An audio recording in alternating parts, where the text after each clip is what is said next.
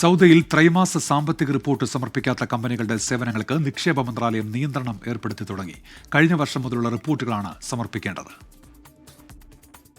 2024 ജനുവരി മുതലുള്ള റിപ്പോർട്ട് സമർപ്പിക്കാനാണ് സൗദിയിലെ കമ്പനികളോട് നിക്ഷേപ മന്ത്രാലയം ആവശ്യപ്പെട്ടിരിക്കുന്നത്.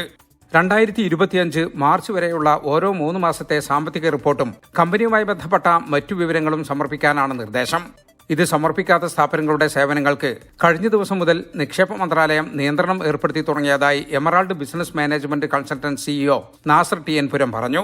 ചെയ്യാത്ത വർഷം ഇപ്പോൾ മിനിഞ്ഞാന്ന് മുതൽക്ക് ഈ സിസ്റ്റം ബ്ലോക്ക് ആയിട്ടുണ്ട്. ഈ സിസ്റ്റം ബ്ലോക്കായ സ്ഥിതിക്ക് ഈ ഫൈനാൻസ് റിപ്പോർട്ട് ഇതിൽ സമർപ്പിച്ചാൽ മാത്രമേ നമുക്ക് ബാക്കി കാര്യങ്ങളായിട്ട് മുന്നോട്ട് പോകാൻ കഴിയുള്ളൂ. ഉദാഹരണം പറഞ്ഞു കഴിഞ്ഞാൽ ഇതിൻ്റെ സർവീസ് എന്നുള്ള ഇത് റിന്യൂ ചെയ്യൽ അല്ലെങ്കിൽ അമെൻമെൻറ്റ് ചെയ്യൽ, ഇതുമായിട്ട് ബന്ധപ്പെട്ട എല്ലാ കാര്യങ്ങൾക്കും മുന്നോട്ട് പോകണം എന്നുണ്ടെങ്കിൽ ഈ ഫൈനാൻസ് റിപ്പോർട്ട് നമ്മൾ ഇതിൽ സമർപ്പിക്കണം. അത് കൃത്യതയോടെ സമർപ്പിക്കണം. അല്ലാത്ത പക്ഷം ഫൈക്കായിട്ടുള്ള സമർപ്പിച്ച് കഴിഞ്ഞാൽ അത് റിജക്റ്റ് ചെയ്യും. ഓരോ മാസത്തെയും വരവ് ചെലവ് കണക്കുകൾ കൃത്യമായി അപ്ഡേറ്റ് ചെയ്യുകയും വാണിജ്യ മന്ത്രാലയത്തിന് മതിയായ രേഖകളോടുകൂടി കുറ്റമറ്റ ഓഡിറ്റ് റിപ്പോർട്ട് സമർപ്പിക്കുകയും ചെയ്യുന്ന സ്ഥാപനങ്ങൾക്ക് നിക്ഷേപ മന്ത്രാലയത്തിന്റെ നിർദ്ദേശം പെട്ടെന്ന് പാലിക്കാൻ സാധിക്കും. അല്ലാത്തവർക്ക് ഈ റിപ്പോർട്ട് തയ്യാറാക്കാൻ കാലതാമസമെടുക്കുമെന്നാണ് സൂചന. ജലീൽ കണമകലം, 24 ജിദ്ദ.